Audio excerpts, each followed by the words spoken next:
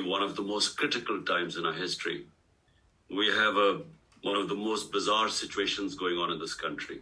There was not the one assassination attempt. I received 3 bullets in my leg, which were meant for the top body. You see, my government was removed by the ex-army chief because the military establishment is very powerful here. So he conspired with the people who are in power right now. And, a lot of the army is powerful, the secret agencies, so they're toppled by government. It was the best economic performance of a government in the last 17 years.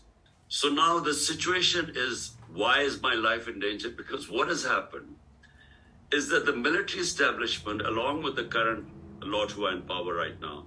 But the second thing what is done, and which is why really, Maxine, it would be very helpful, a statement, and if you could verify what I'm saying.